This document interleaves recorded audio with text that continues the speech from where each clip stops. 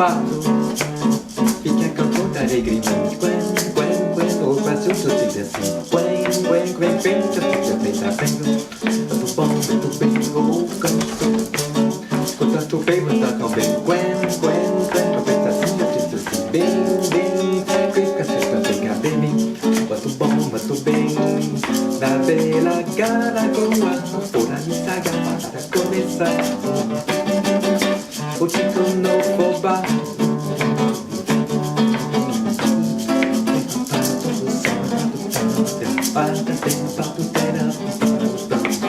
Estou na condução como caracol, ensaiando o vocal.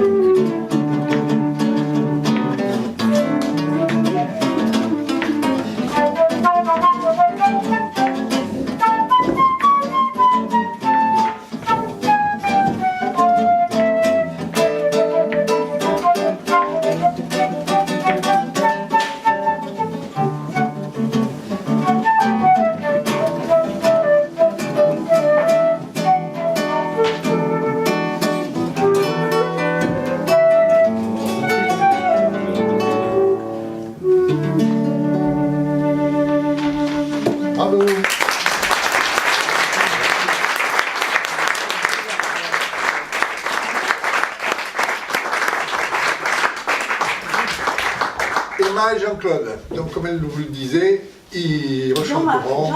Jean-Marc, pardon. Ça commence pas bien. Excusez-moi. Donc, Jean-Marc et Emma, ils nous chanteront d'autres morceaux tout au cours de la soirée. On est particulièrement content parce qu'il y a énormément de lecteurs ce soir, de gens qui peut-être liront pour la première fois. C'est super de voir que la lecture à voix haute intéresse de plus en plus de monde. Et en effet, c'est un exercice extrêmement enrichissant.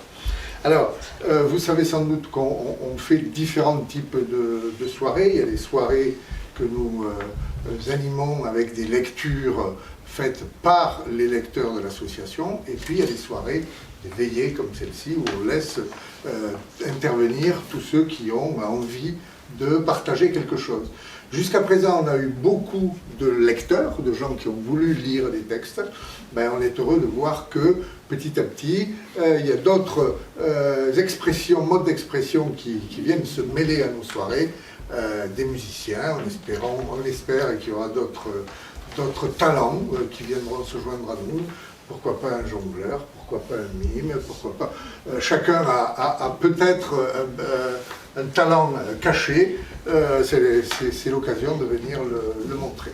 En tout cas, ce soir, énormément de textes à lire, on est très contents de ça. Je crois qu'il y en a presque une petite vingtaine. Donc, et il y a aussi des textes qui ont été écrits par les personnes qui vont le lire. Et donc c'est des textes personnels, ce qui est aussi extrêmement intéressant. Voilà.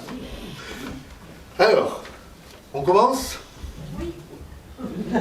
Allez, alors, on va commencer par Yvette Lucas. C'était la dernière fois. Voilà. C'est bien que les derniers sont les premiers. Il faut que je prenne les lunettes. Yvette va nous lire Barbara de Prévert. Je pense que vous connaissez ce texte, il se trouve qu'on l'a lu la semaine dernière. On a fait une veillée d'entraide avec le peuple ukrainien, et il y avait énormément de textes sur la guerre, sur la paix, sur l'espérance. Et bien sûr, il y avait le texte de Prévert, Barbara.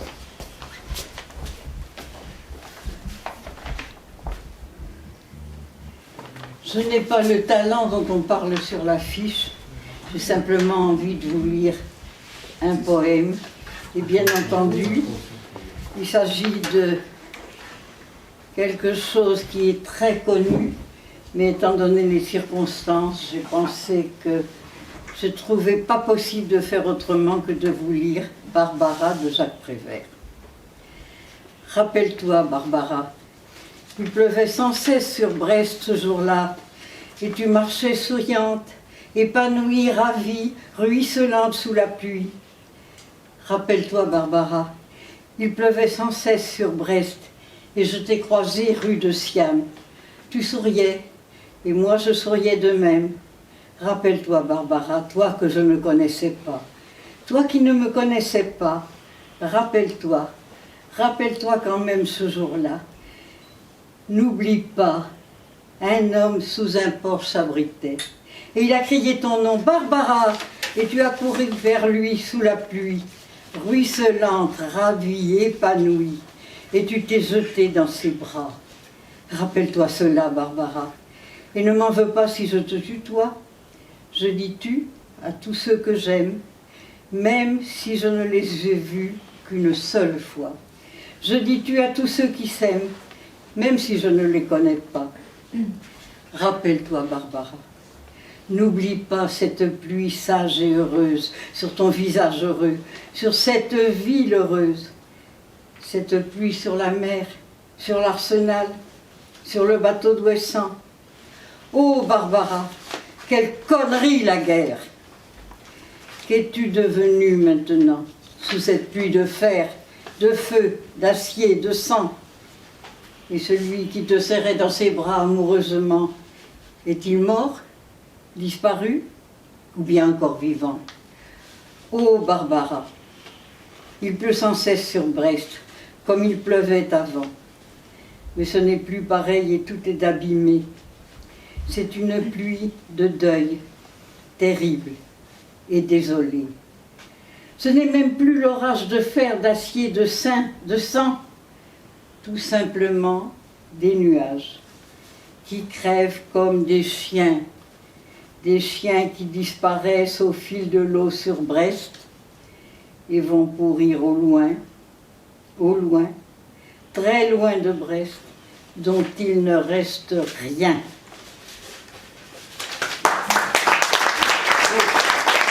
Encore que les chansons, c'est aussi avant tout de la poésie. Et qu'un texte de chanson lu prend une valeur, des fois, très importante. C'est un texte de 2005. Abderrahmane, Martin, David. Et si le ciel était vide? Tant de processions, tant de têtes inclinées, tant de capuchons, tant de peurs souhaitées, tant de démagogues, tant de synagogues, tant de mains pressées, de prières empressées, tant d'angélus qui résonnent. Et si en plus, il n'y a personne? Abderrahmane, Martin, David. Et si le ciel était vide? Il y a tant de torpeurs, de musiques antalgiques, tant de douleurs dans ces jolis cantiques.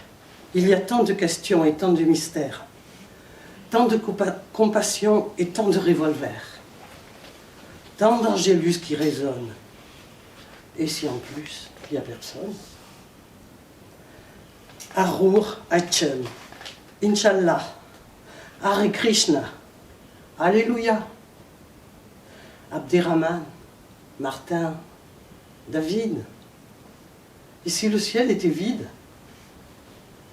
Si toutes les balles traçantes, toutes les armes de poing, toutes les femmes ignorantes, ces enfants orphelins, si ces vies qui chavirent, ces yeux mouillés, ce n'était que le vieux plaisir de zigouiller.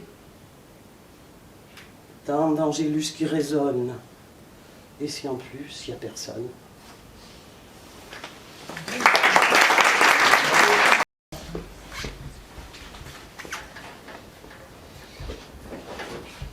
Bagnols-sur-Mer, sur la côte Vermeille, est sans conteste une petite merveille.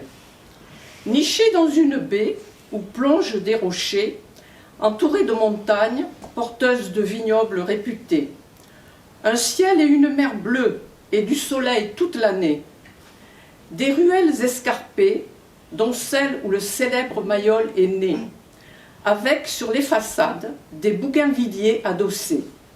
Une explosion de couleurs et de senteurs résultant des amandiers en fleurs, dès que vient le printemps, des mimosas et camélias balayés par le vent. Des jardins abondants d'orangers et de citronniers, ses rues principales bordées de platanes et de palmiers. Son front de mer, fleuri, élégamment réaménagé, incontournable lieu de promenade et de convivialité. Son port de plaisance, partie est de la baie, où l'on peut admirer les barques catalanes, patrimoine coloré. Ses terrasses de café face à la Méditerranée, où l'on peut boire un verre ou se restaurer en écoutant les vagues rouler sur les galets. Ses typiques arcades, sous la route édifiée, ajoutant à la baie un supplémentaire cachet. Sa place du village, face à la mer, idéalement située, où il fait si bon danser au rythme des sardanes les jeudis soirs d'été. Sa rivière, la Baïorie, bien souvent asséchée, en ce moment, serpentant vers la mer où elle va se mêler. Sa rue commerçante Saint-Pierre, pittoresque et enluminée, à la sympathique atmosphère villageoise, en saison très animée.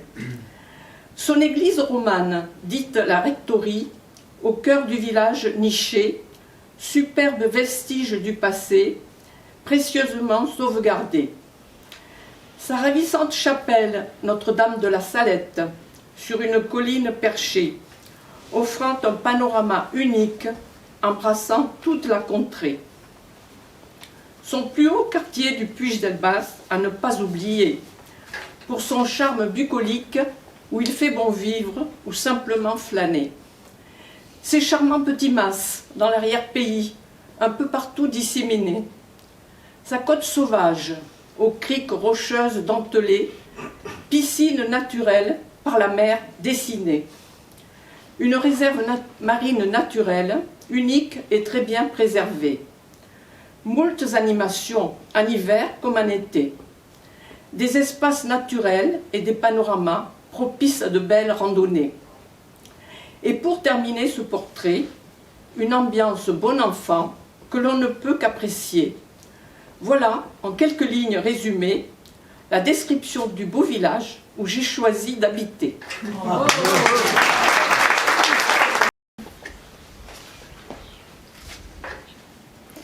Les mots dormaient.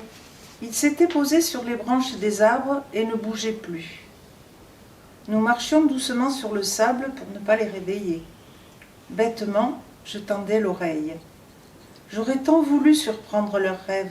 J'aimerais tellement savoir ce qui se passe dans la tête des mots. Bien sûr, je n'entendais rien. Rien que le grondement sourd du ressac, là-bas, derrière la colline.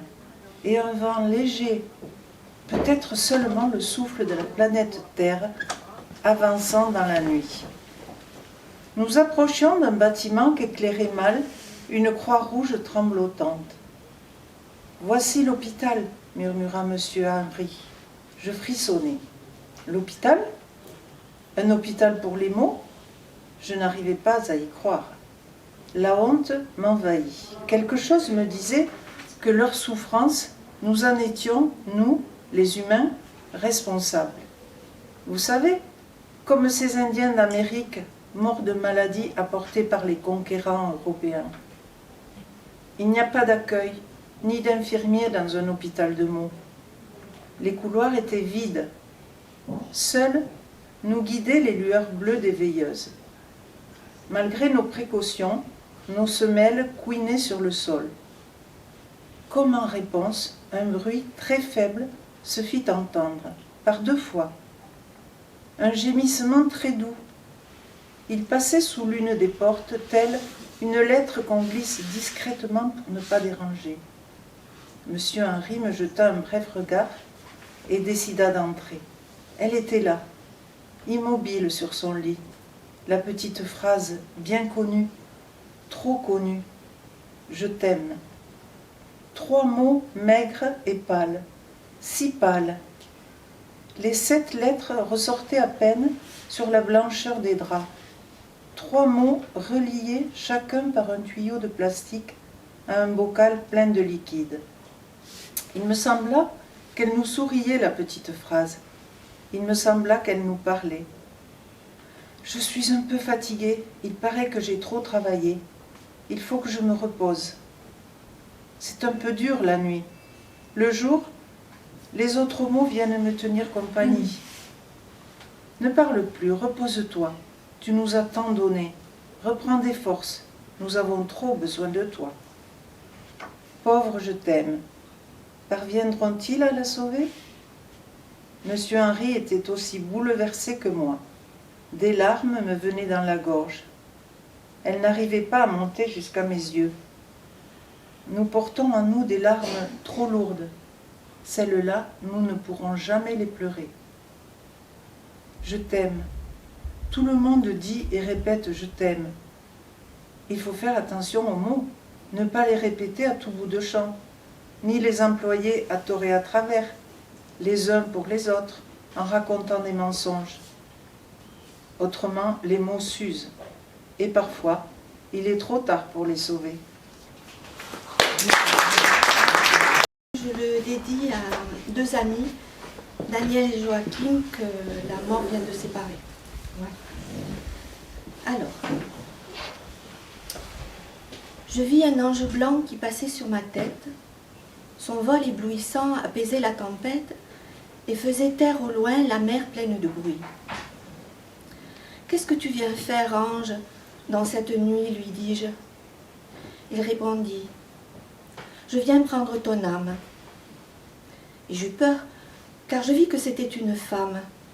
Et je lui dis, tremblant et lui tendant les bras, « Que me restera-t-il, car tu t'envoleras ?» Il ne répondit pas. Le ciel que l'ombre assiège s'éteignait. « Si tu prends mon âme, m'écriai-je, où l'emporteras-tu?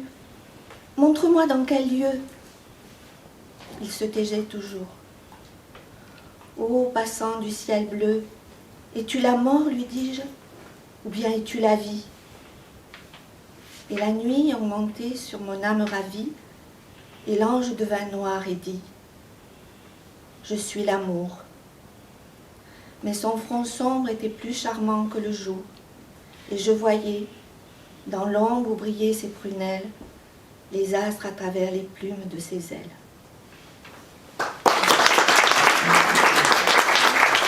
Mais on va faire... on est toujours au Brésil, en fin de compte. Hein. C'est la fête, alors forcément... Ça nous va très je veux une samba, c'est tout. Ça s'appelle je veux une samba pour chanter, pour aimer, pour faire autre chose que des choses mauvaises. Voilà. Très bien. Ça s'appelle Quero Samba.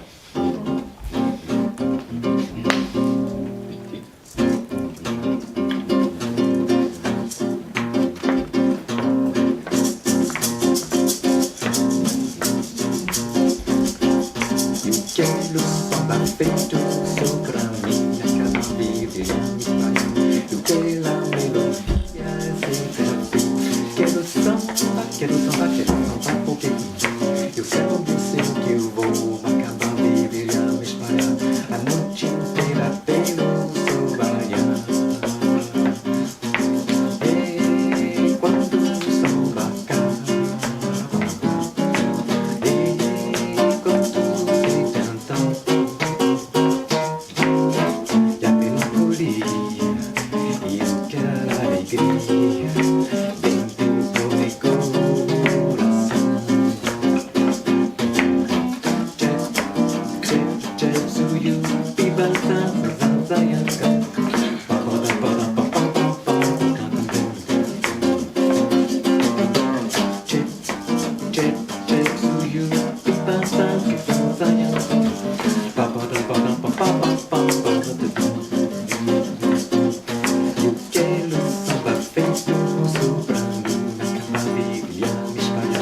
Anoche entera espero samba, ya samba, que samba, que o samba eu me sei que vou acabar bebendo e esperar. A noite inteira espero Soraya. E quando o samba acaba, e fico triste então. Aquela berry e são para si.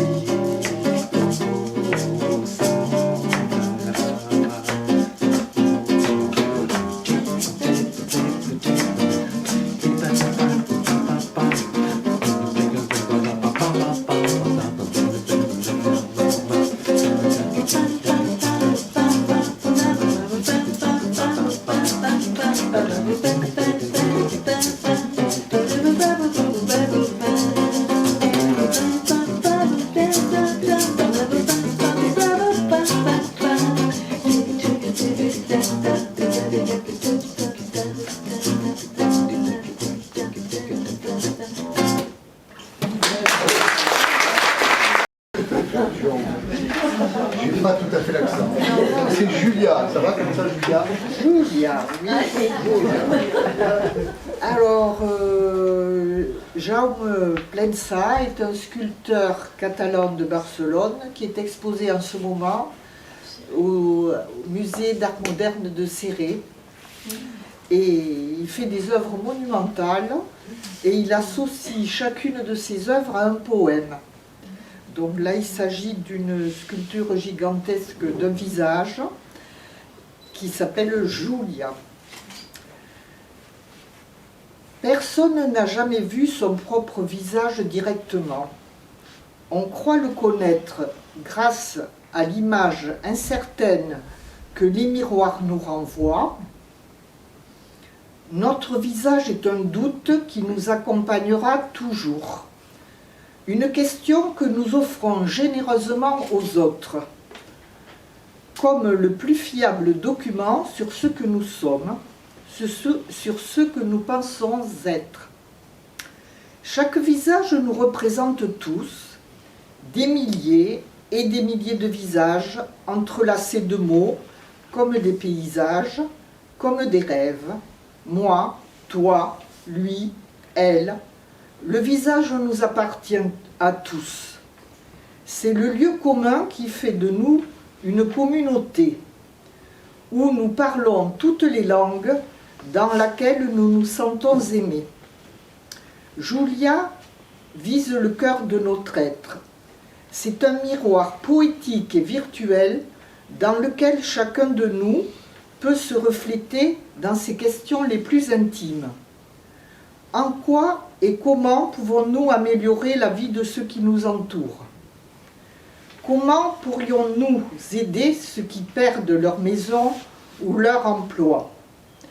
Comment être utile à ceux qui cherchent un nouveau foyer tout en fuyant leur pays?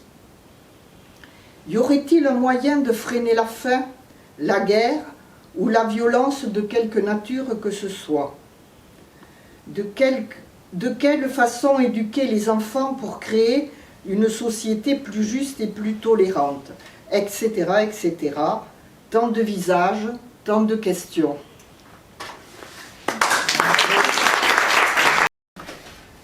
J'ai déjà évoqué ici notre poète Joseph Sébastien Pons et surtout l'importance des thèmes qui apparaissent dans son œuvre, celle de l'enracinement à sa terre natale, la fidélité aux hommes et aux femmes qui vivent sur cette terre catalane.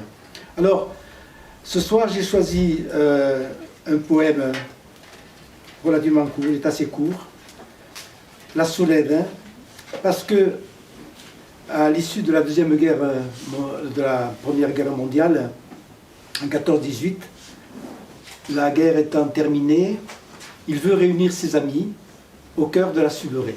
Et pour cela, il a écrit un poème, La Soledad. Ja que ha tornat la pau, fem una cargolada al cos de la Sureda, enllà de tot camí. Pararem la tovalla al peu del romaní, llisa i tèbia, pel sol d'hivern il·luminada. I que tots els amics vinguin a compartir al cargol arraulit dins la closca pebrada, que facin, allargant la prima xiritada, claquejar la llengota amb un raig de bombí. Après, sobre un capçal de llosa, dins l'ombreta, lligant amb el nostre braç la fresca minyoneta, mig clocarem els ulls, ja que ha tornat la pau. Amb el goig de veure en terra catalana, si entre socs i brancs sobre una clariana el pare de les fonts, nostre Canigó blau.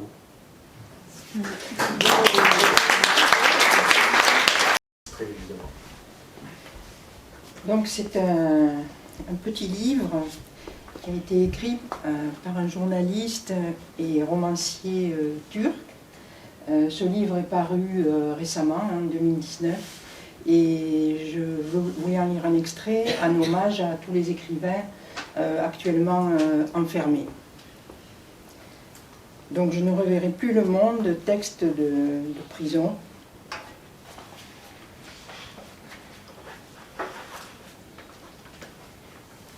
À 8 ans, je portais sur la littérature un jugement bien plus tranché et inflexible qu'aujourd'hui.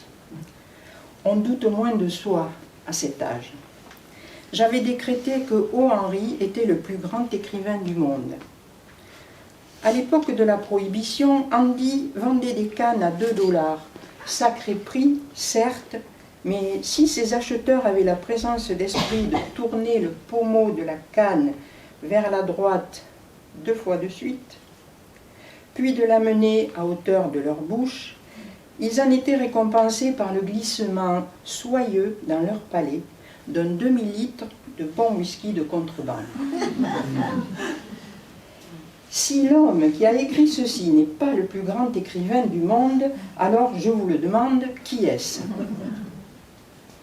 Et que dire de la merveilleuse phrase qui conclut l'entrevue des 3 fripons impliqués dans l'arnaque? Quand les affaires vont mal, on n'a pas le choix. Il faut redoubler d'honnêteté. Quand j'avais 10 ans, mon père me donna le livre de Xavier de Maistre, Voyage autour de ma chambre. Je crois que ça pourrait te plaire, me dit-il. Ça m'a plu énormément.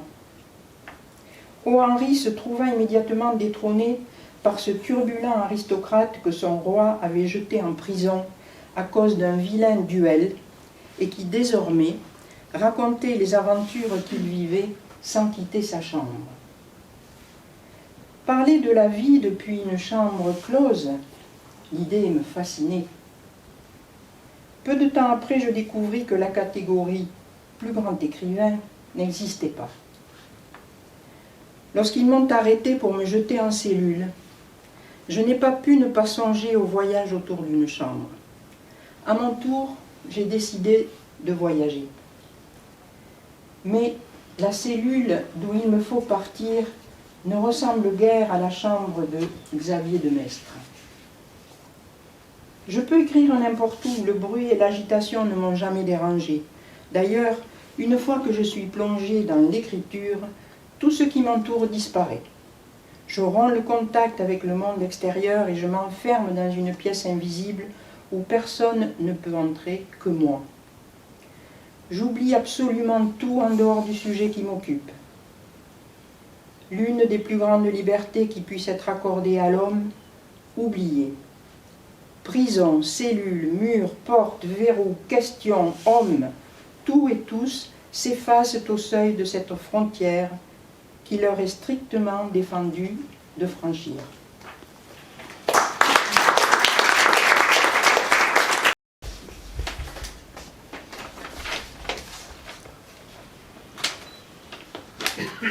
Alors, œuvre du recueil de poèmes, le livre Extravagaria. Je demande le silence. Qu'on me laisse tranquille à présent. Qu'on s'habitue sans moi à présent. Je vais fermer les yeux. Et je ne veux que 5 choses. 5 racines préférées. L'une est l'amour sans fin. La seconde est de voir l'automne. Je ne peux être sans que les feuilles volent et reviennent à la terre. La troisième est le grave hiver, la pluie que j'ai aimée, la caresse du feu dans le froid sylvestre. Quatrièmement, l'été, rond comme une pastèque. La cinquième chose, ce sont tes yeux, ma Mathilde, bien-aimée. Je ne veux pas dormir sans tes yeux. Je ne veux pas être sans que tu me regardes. Je change le printemps, afin que tu continues à me regarder. Ami, voilà ce que je veux. C'est presque rien, mais c'est presque tout. À présent, si vous le désirez, partez. J'ai tant vécu qu'un jour, vous devrez m'oublier inéluctablement. Vous m'effacerez du tableau. Mon cœur n'a pas de fin. Mais, parce que je demande le silence, ne croyez pas que je vais mourir. C'est tout le contraire qui m'arrive. Il advient que je vais me vivre. Il advient que je suis et je poursuis. Ne serait-ce donc pas qu'en moi poussent des céréales, d'abord les grains qui déchirent, la terre pour voir la lumière, mais la terre-mère est obscure, et en moi je suis obscure. Je suis comme un puits dans les eaux duquel la nuit dépose ses étoiles et poursuit seule à travers la campagne. Le fait est que j'ai tant vécu que je veux vivre encore autant. Je ne me suis jamais sentie si vibrant, je n'ai jamais eu tant de baisers. À présent, comme toujours, il est tôt. La lumière vole avec ses abeilles. Laissez-moi seule avec le jour. Je demande la permission de naître.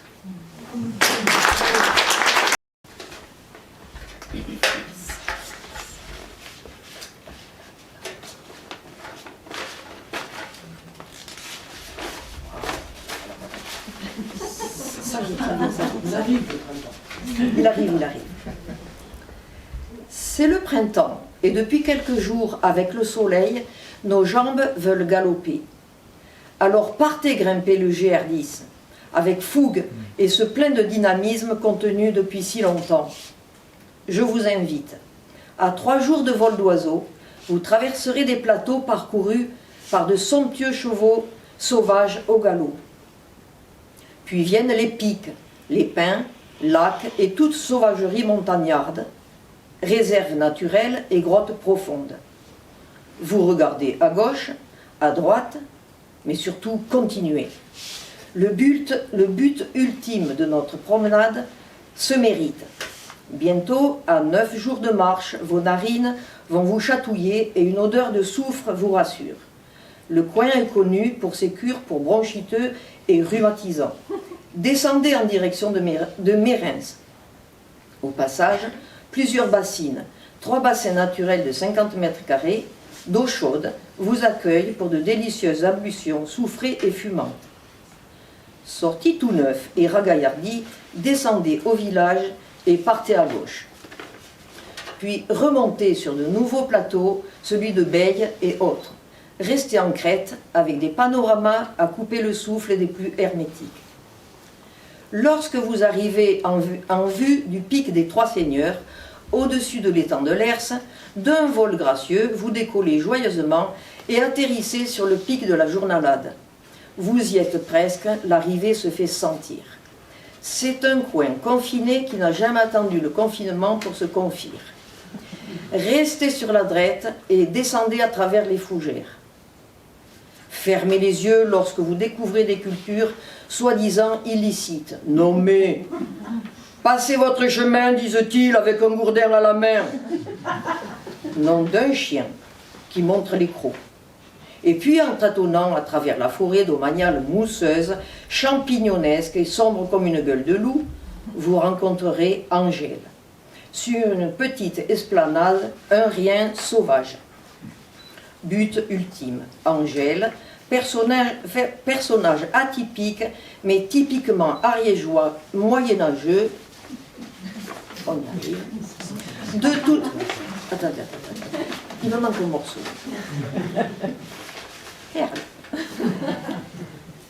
Moyenâgeux, jouit de toutes ses fonctions, vitale et mentale. Son prénom suffit à se poser la question homme, femme, qu'importe. Être humain hors du temps. Angèle vit en autarcie totale, sans la moindre commodité qui semblerait évidente. Qu'importe aussi. Ses yeux rient, ses fossettes vous ravissent. Son odeur, qu'importe encore. L'eau est glaciale dans le torrent. La friche autour du cabanon d'Hécatie, n'y touchez pas, ce sont les murs de l'été prochain. 5 poules, un coq pelé, de vrais chats qui chassent, un chien maigre en pelage en ficelle d'océdar, un carré de patates, un arrondi de blé, oui, un autre carré de maïs, un bestiau rosé à la queue en tire-bouchon sort de l'habitation. Et Angèle, qui est née là et n'a pas bougé depuis cette année 1941, c'était la guerre, bien à l'abri, c'est encore la guerre. J'ai mis des pièges dans la forêt, mais des coronavirus, varices, je ne sais pas s'il y en a, c'est bon, en sauce, vous dit-elle. Angèle a un corsage tellement raide de terre que l'on n'en devinera jamais la couleur d'origine. Osons penser que peut-être une toilette de printemps, mais non, pas de telles inepties.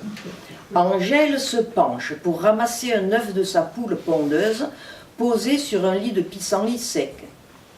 Et voyez entre ses seins ombrageux un petit creux douillet où le blé a commencé à germer. 2 petits brins d'une teinte vert tendre recherchent le soleil pour grandir. Attendrissant printemps qui se faufile en des coins qui semblaient en jachère. Joyeux printemps à tous.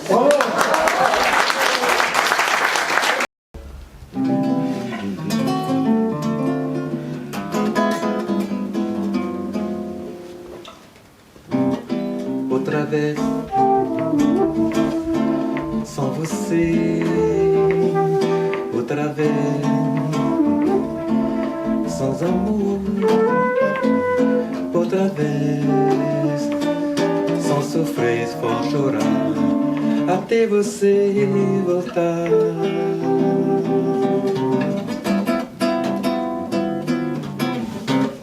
Outra vez, vou pagar, outra vez, pra aquecer, outra vez, vou fazer mais até você voltar. Como me pergunto por que é você tantas vezes? Ninguém fosse assim que como você partiu de mim.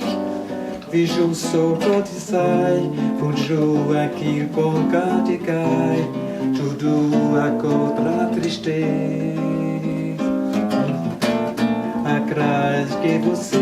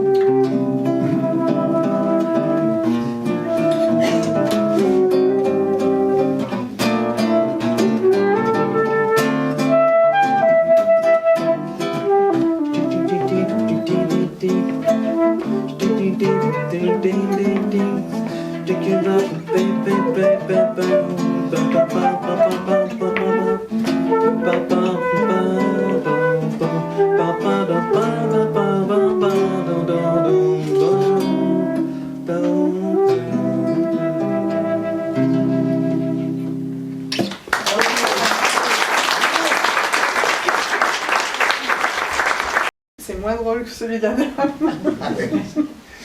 Peu importe. On est là pour les émotions. Oui. quel soit. Oui. Donc l'arche perdue. Aujourd'hui, j'accepte de perdre. Perdre, c'est renoncer à s'obstiner, renoncer à expliquer, renoncer à justifier, à dévoiler le vrai contenu de soi. Perdre, c'est s'offrir le silence de ce qui mène à la fleur de sel de la mort. Dans l'entre-deux, entre guerre et paix, entre grave et triste. Entre les heures et le temps, j'accepte la perte de l'être cher. Parce que le gouffre de mon antre est béant. Alors, j'accepte de perdre. Avancer ou reculer me paraît trop inutile. Je ne bouge pas. Je perds simplement. D'un geste banal, comme on chasse une mèche de cheveux de son visage. Je perds. Je persiste et je perds. Je me laisse emporter par l'enjeu du jeu. La table est rase, les pions sont à terre, jugé inutile et indigne de se trouver dans la même trajectoire. J'entrevois l'abîme vers lequel je m'avance. Le silence fait foi. C'est bien lui, il est là. Le néant, le vide, le vertige du rien, du plus rien. Se murer dans le mutisme pour faire semblant de savoir perdre. Perdre, c'est ne plus retrouver. Jamais. Ne plus se retrouver dans l'être perdu. Pour une lettre perdue que l'on tire comme une balle dans le cœur. Pas une balle à blanc, non. Une vraie balle qui te charge et te tire sauvagement et te vide de tout ton sang. Même froid, le sang, on le perd. Je perds. Je gagne ce que je perds. Et je suis pleine de tout ce que j'ai perdu et j'accepte de me remplir de ce vide-là. Alors Pons, dans ce poème, en fait, il rêve d'un mas au pied du Canigou. Et il explique à sa compagne le mas idéal, celui qu'il veut avoir. El mas blanc. El nostre mas serà tot blanc de calç, al mig d'una olivera, plena a l'hivern de sol brillant, mentre la plana serà freda. El veuràs sempre resplendir, així com la bugada estesa entre Fonoll i Romaní, arreplegant tota puresa. El paral s'estintolarà amb un tresor de penjarelles i tot entorn acudirà un vol de vespes i d'abelles. Escorxetat sempre i fidel, l'oliu de fulla platejada abraçarà el terrós d'un vel d'ombra rodona en la diada. I el gran xiprer, ben adormit, amb els pardals que hi fan estada, atent als aires de la nit, pujarà fins a l'estelada.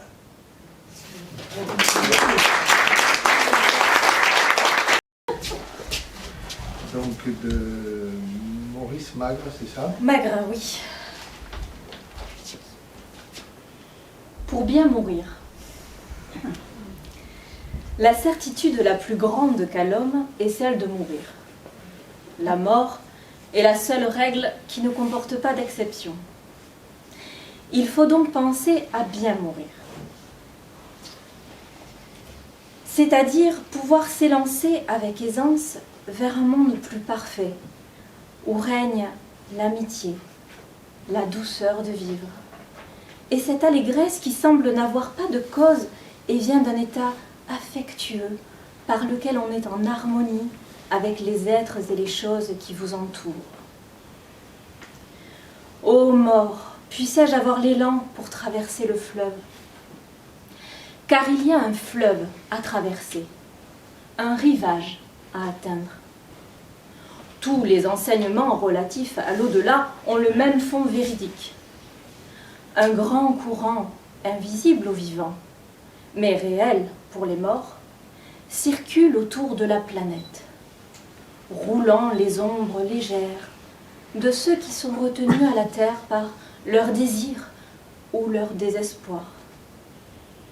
Il faudra traverser ce courant avec la vision du but. Et le but, c'est la colline illuminée. C'est le paysage translucide du monde de l'esprit où se tiennent ceux qui sont beaux parce qu'ils ont aimé. Il viendra un moment du temps où la grande force envahira la chambre où je serai. Que les puissances qui régissent les vies humaines m'accordent le temps de la préparation.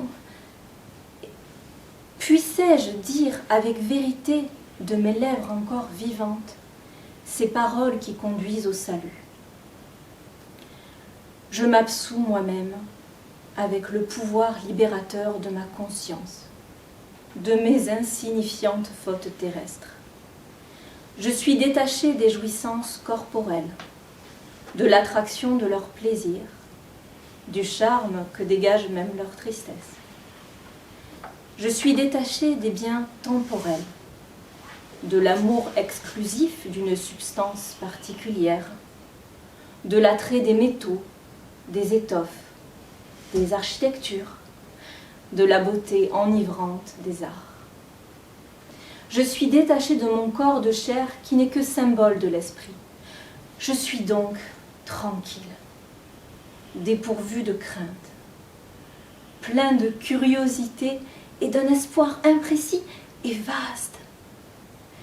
Esprit divin qui es en moi, tu peux donc t'élancer avec allégresse et légèreté à travers ce qu'on nomme ténèbres et qui doit être lumière, vers l'esprit divin infini dont tu es la parcelle enfin délivrée.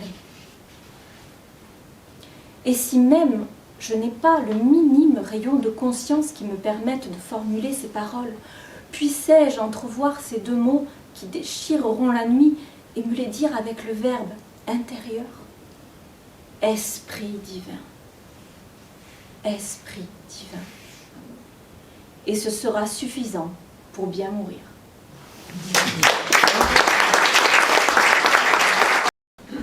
Un texte de 77. On l'a dit à la grand-mère, qui l'a dit à son voisin.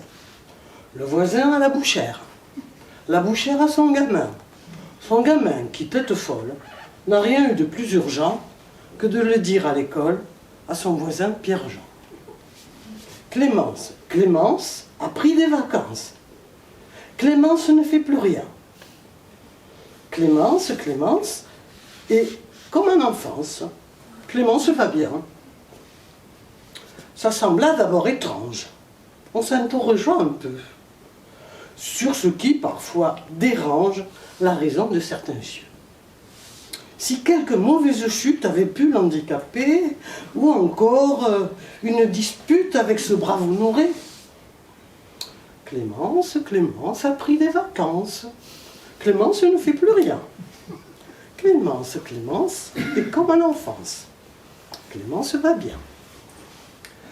Puis on apprit par son gendre qu'il ne s'était rien passé, mais simplement qu'à l'entendre, elle en avait fait assez. Bien qu'ayant toutes ses jambes, elle reste dans son fauteuil.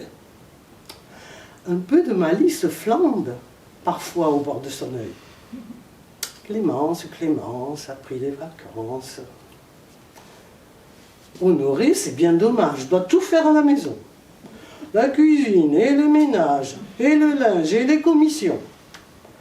Quand il essaie de lui dire de coudre un bouton perdu, elle répond dans un sourire, « Va, j'ai bien assez cousu. » Clémence a pris des vacances. C'est la maîtresse d'école qui l'a dit au pharmacien. Clémence est devenue folle. Paraît qu'elle ne fait plus rien. Mais, selon l'apothicaire, dans l'histoire, le plus fort n'est pas qu'elle ne veuille rien faire, mais n'en ait aucun remords. C'est pas fini. Je suis de bon voisinage, on me salue couramment, loin de moi l'idée peu sage d'inquiéter les braves gens. Mais les grands-mères commencent de rire et parler tout bas. La maladie de Clémence pourrait bien s'étendre là. Toutes les Clémences prendraient des vacances, elles ne feraient plus rien. Toutes les Clémences, comme en enfance, elles seraient bien. Toutes les Clémences prendraient des vacances, elles ne feraient plus rien. Toutes les Clémences, comme en enfance, se reposeraient enfin.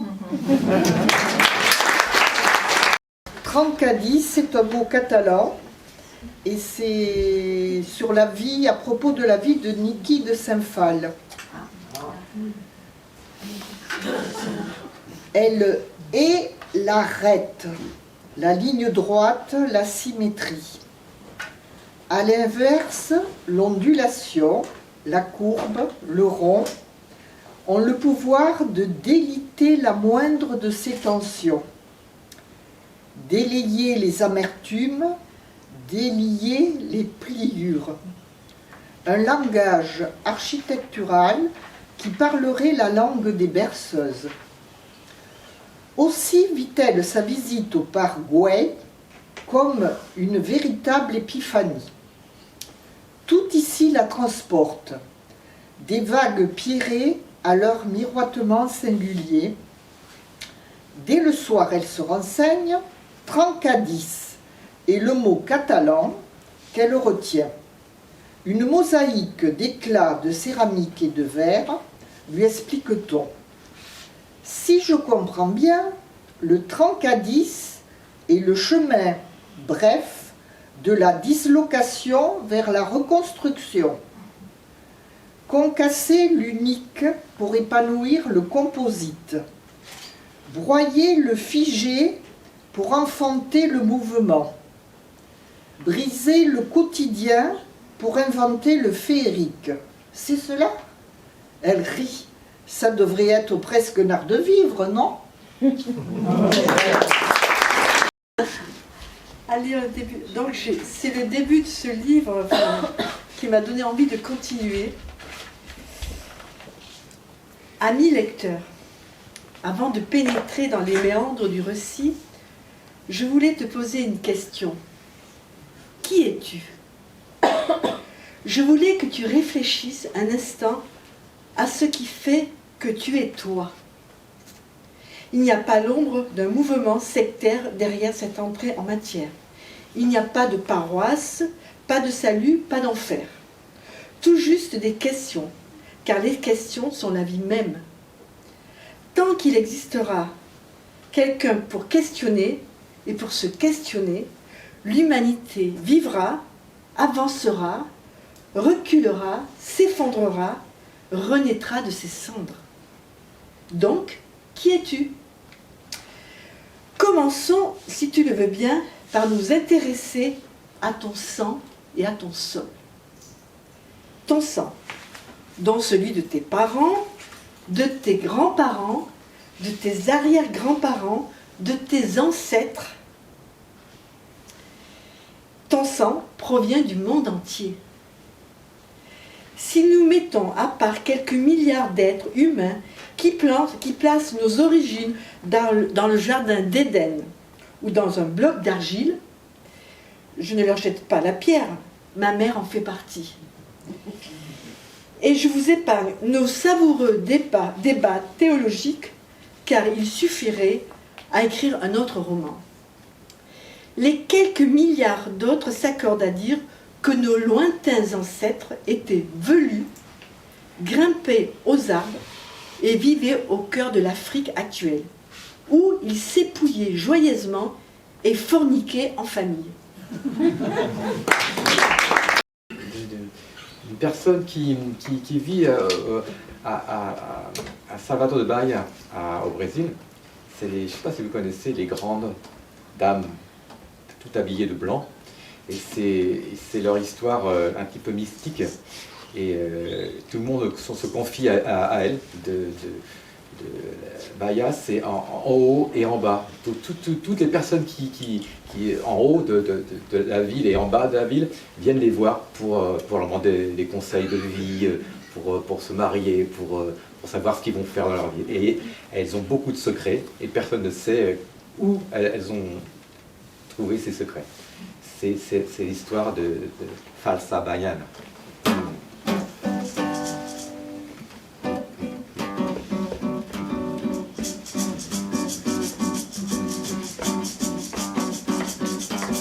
Mariana qui entend le samba, Sophie Capara, le cantin, le samba, le molina, le sabe deixar a mocidade louca.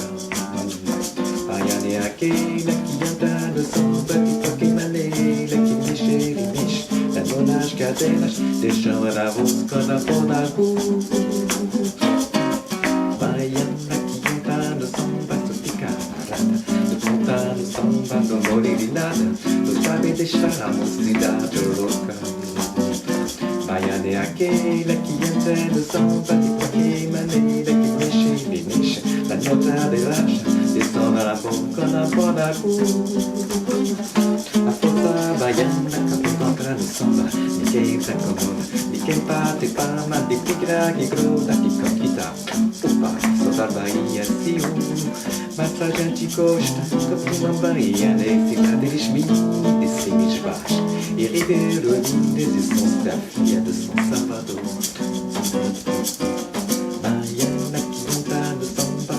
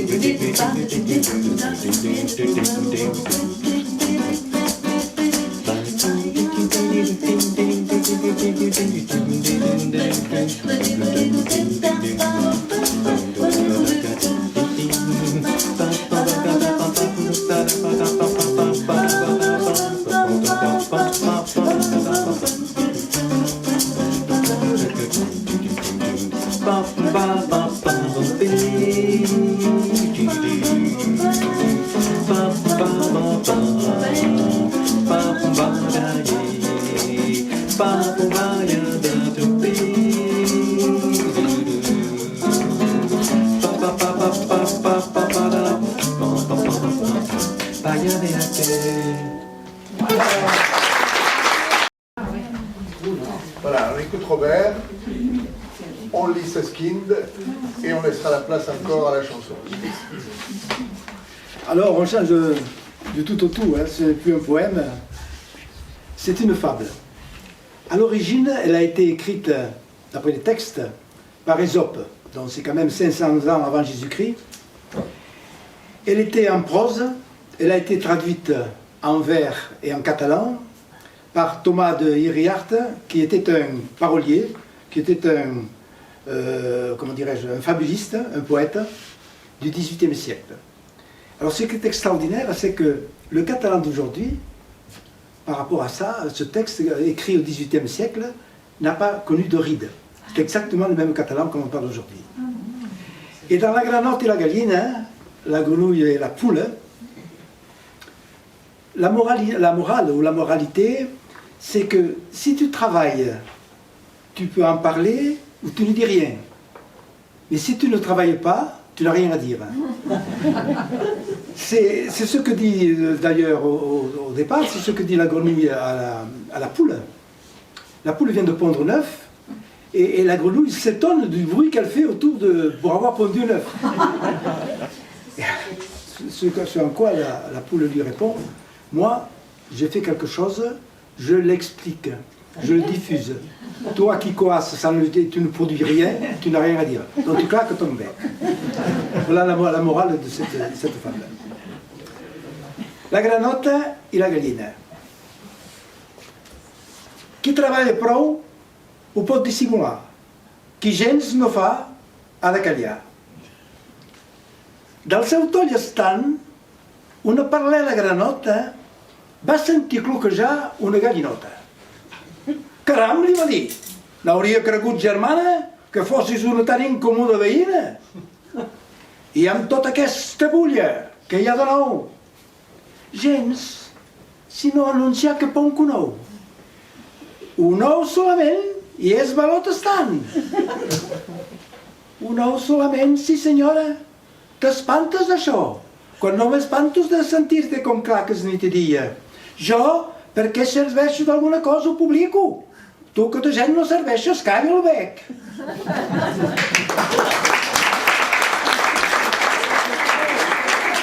Nous allons donc vous lire quelques extraits du parfum de Sundskind. J'ai arbitrairement choisi 12 extraits pour que vous ayez envie de continuer, d'aller voir si vous ne connaissez pas ce texte et de savoir la fin.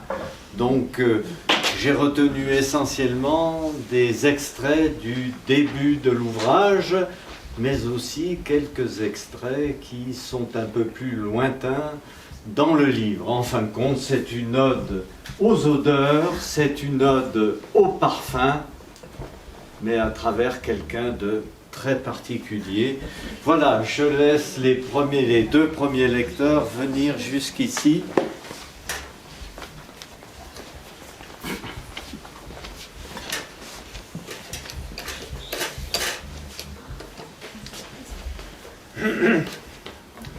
Au XVIIIe siècle, vécut en France un homme qui compta parmi les personnages les plus géniaux et les plus abominables de cette époque qui pourtant ne manque pas de génies abominables. C'est cette histoire qu'il s'agit de raconter ici.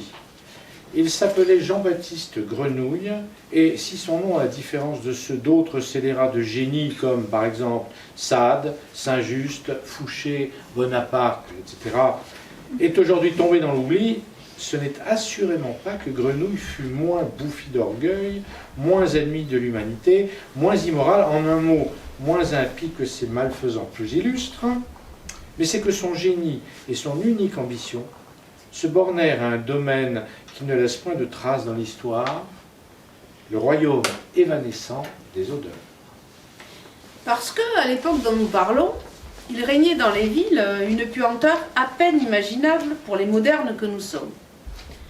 Les rues puaient le fumier, les arrière-cours puaient l'urine, les cages d'escalier puaient le bois moisi et la crotte de rat, les cuisines le chou pourri, la graisse de mouton, les pièces d'habitation mal aérées puaient la poussière enfermée, les chambres à coucher puaient les draps graisseux, les courtes pointes moites et le remucle âcre des pots de chambre.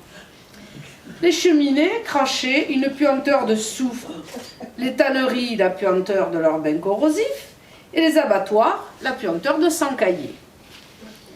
Les gens puaient la sueur et les vêtements non lavés.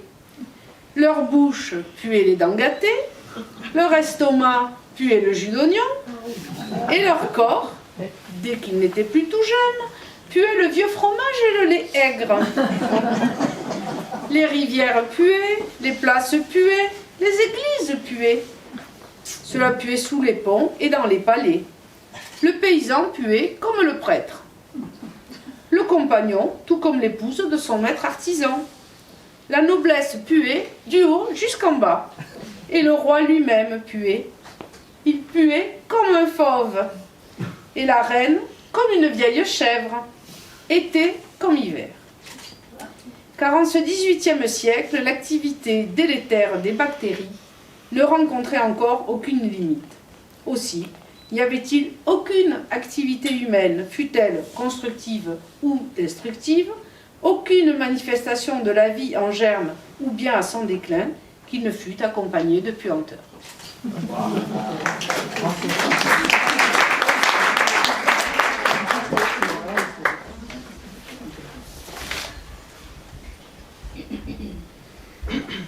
Or, c'est à l'endroit le plus puant de tout le royaume que vit le jour, le 17 juillet 1738, Jean-Baptiste Grenouille.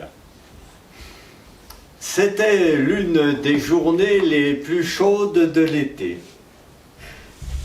La mère Grenouille, quand les douleurs lui vinrent, était debout derrière un étal de poissons dans la rue au fer et caillait des gardons qu'elle venait de vider. La mère Grenouille, qui était encore une jeune femme, 25 ans tout juste, qui était encore tout à fait jolie et qui avait encore presque toutes ses dents, et encore des cheveux sur la tête et qui, à part la goutte, la syphilis et un peu de phtisie, n'avait aucune maladie grave. La mère grenouille souhaitait que tout cela finisse. Et quand les douleurs se précisèrent, elle s'accroupit et accoucha sous son étal, trancha avec son couteau à poisson le cordon de ce qui venait d'arriver là. Mais qu'à cause de la chaleur et de la puanteur, qu'elle ne percevait pas comme telle, mais plutôt seulement comme une chose insupportable et enivrante, un champ de lys ou une chambre close où l'on a mis trop de jonquilles. Elle tourna de l'œil, bascula sur le côté, roula sous la table et jusque sur le pavé, restant là en pleine rue, le couteau à la main. Mais voilà que, contre toute attente, la chose sous l'étal se met à crier. On va y voir, et sous un essaim de mouche, au milieu des entrailles et des têtes de poisson, on découvre le nouveau-né, on le dégage.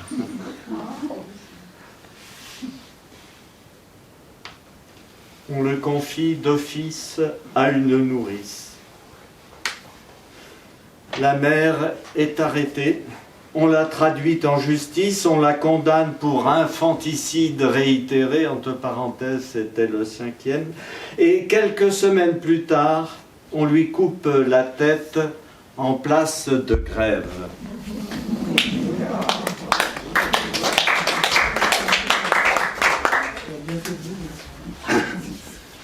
Quelques semaines plus tard, Jeanne Bussy se présentait, un panier au bras, à la porte du cloître Saint-Méry et s'adressant au père terrier qui lui ouvrait, un moine d'une 50aine d'années, chauve et sentant un peu de vinaigre. La nourrice lui dit « Tenez, oh, je ne veux plus d'argent du tout, je ne veux plus de ce bâtard chez moi. »« Mais enfin, ma bonne, dit Terrier, en fourrageant encore du haut du doigt dans le panier, c'est pourtant un enfant adorable. Il est tout rouge, il ne crie pas, il dort bien et il est baptisé. Il est possédé par le diable. »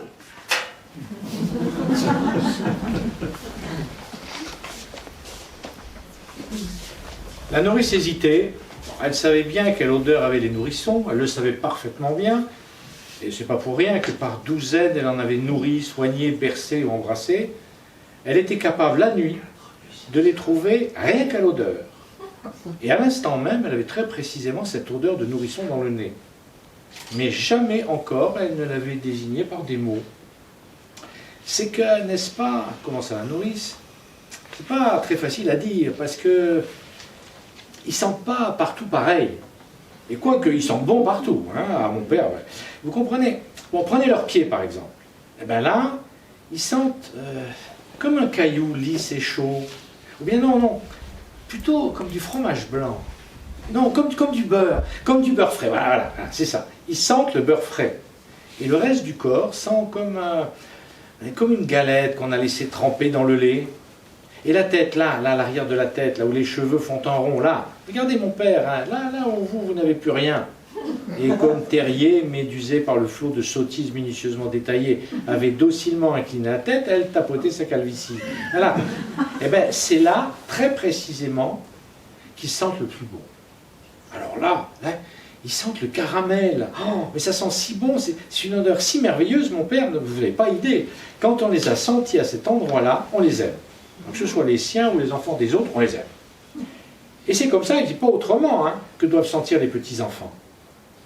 Et quand ils ne sentent pas comme ça, quand là-haut, là derrière la tête, ils ne sentent rien du tout, et encore moins de l'air froid, mais comme celui-là, là, ce bâtard-là, ben alors vous pouvez expliquer ça comme vous voulez, hein, mon père, mais moi, et là elle croisa résolument les bras sous ses seins, en jetant sur le panier qui était posé à ses pieds un regard aussi dégoûté que s'il avait contenu des crapauds, moi, Jeannine Bussy, je ne prendrai pas ça chez moi. Et Jeannine Bussy de laisser le nourrisson au père Terrier.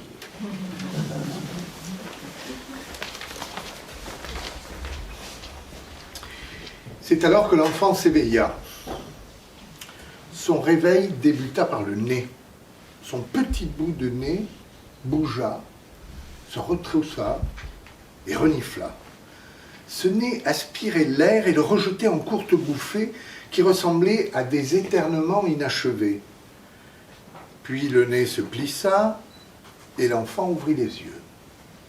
Ses yeux étaient d'une couleur mal définie, à mi-chemin entre un gris d'huître et un blanc crémeux et opalin, et il semblait voilé d'une sorte de thé vitreuse, comme si manifestement il n'était pas encore apte à voir.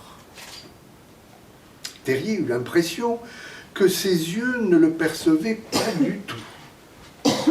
Il en allait tout autrement du nez, tandis que les yeux sans éclat de l'enfant louchaient dans le vague, le nez paraissait fixer un but précis, et Terrier eut le sentiment très étrange que ce but, c'était lui, sa personne, Terrier lui-même. Les minuscules ailes de ses minuscules narines au milieu du visage de l'enfant se dilataient comme une fleur qui éclot, ou plutôt comme les corolles de ces petites plantes carnivores qu'on voyait dans le jardin botanique du roi, et comme de ces plantes, il en émanait une aspiration inquiétante. Il semblait à Terrier que l'enfant le regardait avec ses narines, l'examinait sans complaisance, plus implacablement qu'on ne saurait le faire avec les yeux, qu'il engloutissait avec son nez quelque chose qui émanait de Terrier sans que celui-ci pût le retenir ni le dissimuler. Cet enfant, sans odeur, passait impudemment en revue ses odeurs à lui. Terrier, c'était bien cela. Il le flairait des pieds à la tête. Et Terrier, tout d'un coup, se trouva puant la sueur et le vinaigre, la choucroute et les vêtements sales. Il eut le sentiment d'être nu et laid, livré au regard de quelqu'un qui le fixait sans rien livrer de soi-même. Cette exploration olfactive paraissait même traverser sa peau et le pénétrer en profondeur. Il avait déjà totalement exploré le monde olfactivement qui l'entourait. Il n'y avait pas un objet dans la maison de Madame Gaillard, sa deuxième nourrice, et dans la partie nord de la rue de Charonne, pas un endroit, pas un être humain, pas un caillou, pas un arbre, pas un buisson ou une latte de palissade, pas le moindre pouce de terrain qu'il ne connut par l'odeur. Ne reconnut de même et ne garda solidement en mémoire avec ce qu'il avait d'unique. C'étaient donc des dizaines, des centaines, des milliers d'odeurs spécifiques qu'il avait collectionnées et qu'il avait à sa disposition avec tant de précision et d'aisance que non seulement il se les rappelait quand il les sentait à nouveau, mais qu'il les sentait effectivement quand il se les rappelait. Et plus encore, il était capable, par la seule imagination, de les combiner entre elles de façon nouvelle. Et ce, à un âge où les autres enfants, à l'aide de mots qu'on leur a laborieusement inculqués, bredouillent tout juste leurs premières phrases conventionnelles pour rendre compte très imparfaitement du monde qui les entoure. Son don rappelait peut-être ce petit musicien prodige qui a su dégager des mélodies et des harmonies complètement nouvelles, à ceci près toutefois que l'alphabet des odeurs était incomparablement plus vaste et plus nuancé que celui des notes, et à cette autre différence encore que l'activité de l'enfant prodige grenouille se déroulait exclusivement en lui et ne pouvait être perçue de personne que de lui-même. Maintenant, il sentait qu'elle était un être humain. Il sentait la sueur de ses aisselles, le gras de ses cheveux, l'odeur de poisson de son sexe.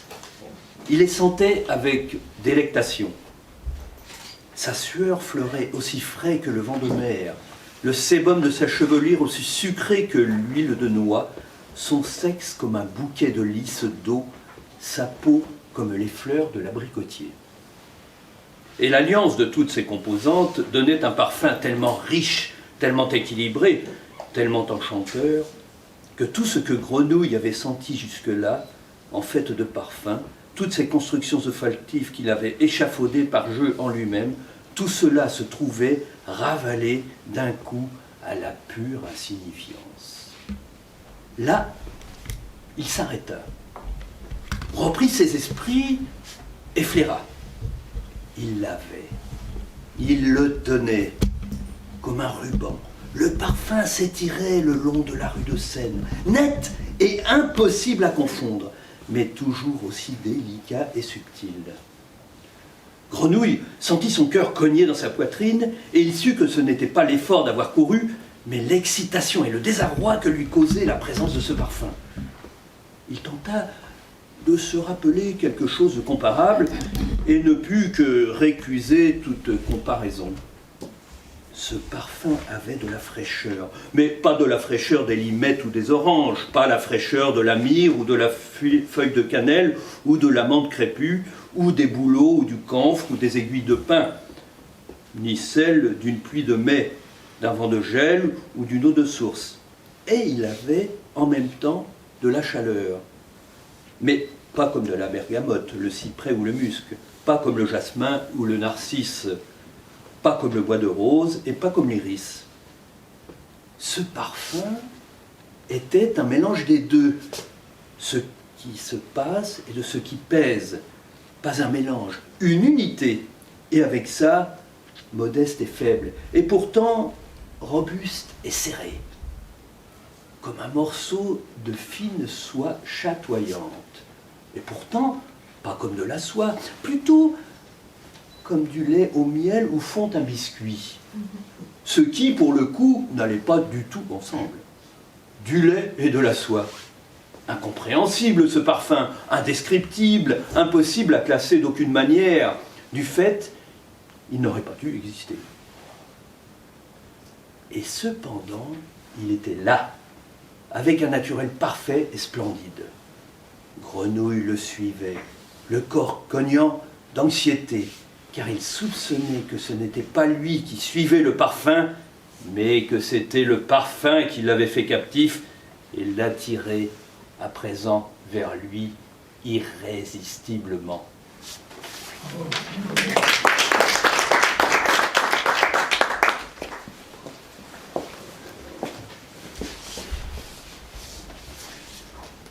Le parfum était si divinement bon que Baldini en eut immédiatement les larmes aux yeux.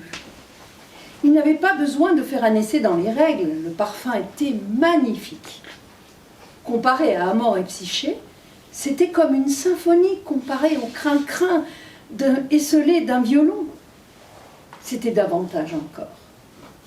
Baldini ferma les yeux et vit monter en lui les souvenirs les plus sublimes. Il se vit, jeune homme, traverser le soir les jardins de Naples. Il se vit dans les bras d'une femme aux boucles noires et vit la silhouette d'un bouquet de roses sur le rebord de la fenêtre, par où soufflait une brise nocturne. Il entendit des chants d'oiseaux qui se faisaient écho et la musique lointaine d'une taverne du port. Il entendit un chuchotement à son oreille. Il entendit un « je t'aime » et sentit la volupté lui hérisser le poil. Là, maintenant, à l'instant même. Il ouvrit brusquement les yeux et poussa un grand soupir de plaisir. Ce parfum n'était pas un parfum comme on en connaissait jusque-là. Ce n'était pas un parfum qui vous donne une meilleure odeur, pas un sambon, pas un produit de toilette. C'était une chose entièrement nouvelle, capable de créer par elle-même tout un univers luxuriant et enchanté. Et l'on oubliait d'un coup tout ce que le monde alentour avait de dégoûtant. Et l'on se sentait si riche, si bien, si libre, si bon.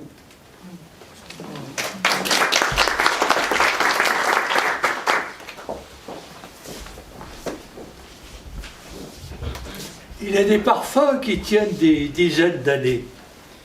Une armoire frottée au musc, une peau imprégnée d'huile de cannelle, un adulte d'arbre, un coffre de bois de cèdre possèdent quasiment la vie éternelle, olfactivement parlant.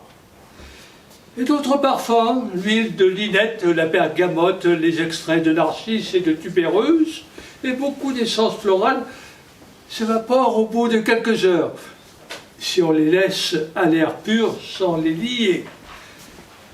Le parfumeur tourne cette fâcheuse difficulté en liant les senteurs trop évanescentes par des senteurs tenaces qui leur mettent en quelque sorte des entraves et brident leur aspiration à la liberté. Tout l'art consiste à laisser ces entraves assez lâches pour que l'odeur qui les subit paraisse conserver sa liberté, mais à les resserrer suffisamment pour qu'elle ne puisse s'enfuir. Grenouille avait parfaitement réussi ce tour de force sur une huile de tubéreuse dont il avait ligoté la senteur éphémère par d'infimes adjonctions de civette, de vanille, de labdanone et de cyprès, qui du coup la mettaient véritablement en valeur.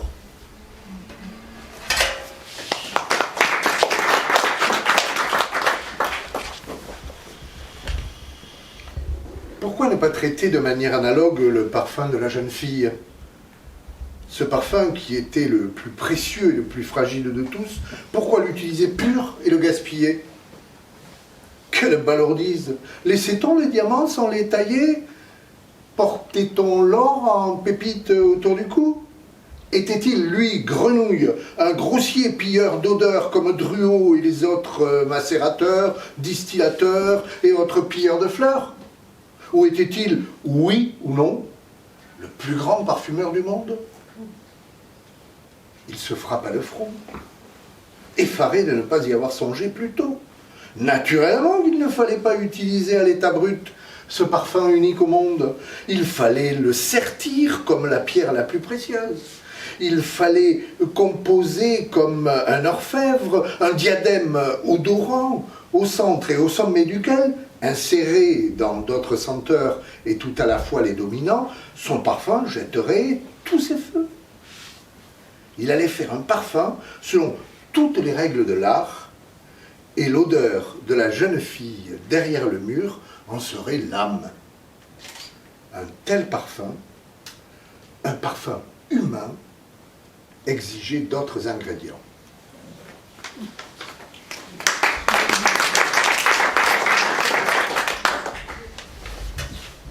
Alors il faut savoir que le périple de Grenouille l'a conduit de Paris, en passant par le plomb du Cantal, mais oui, et jusqu'à Grasse.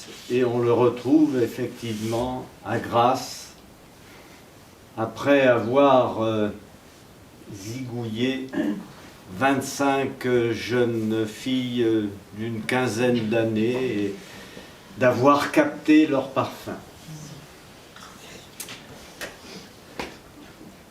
Oui, il faudrait qu'il l'aime lorsqu'il serait sous le charme de son parfum. Non seulement qu'il l'accepte comme l'un des leurs, mais qu'il l'aime jusqu'à la folie, jusqu'au sacrifice de soi, qu'il frémisse de ravissement, qu'il crie, qu'il pleure de volupté sans savoir pourquoi. Il faudrait qu'il tombe à genoux, comme à l'odeur de l'encens froid de Dieu, dès qu'il le sentirait, lui, Grenouille. Il entendait être le Dieu tout-puissant du parfum, comme il l'avait été dans ses rêveries, mais que cette toute-puissance s'exerce dorénavant dans le monde réel et sur des êtres humains réels.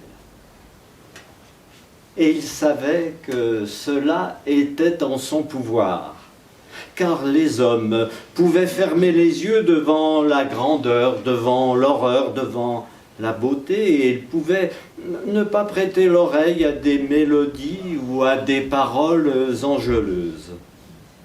Mais ils ne pouvaient pas se soustraire à l'odeur.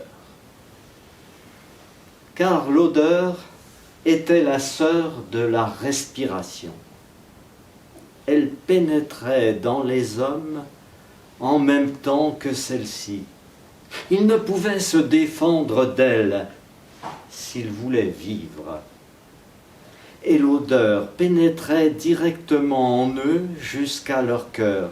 Et elle y décidait catégoriquement de l'inclination et du mépris, du dégoût et du désir, de l'amour et de la haine. Qui maîtrisait les odeurs, maîtrisait le cœur des hommes.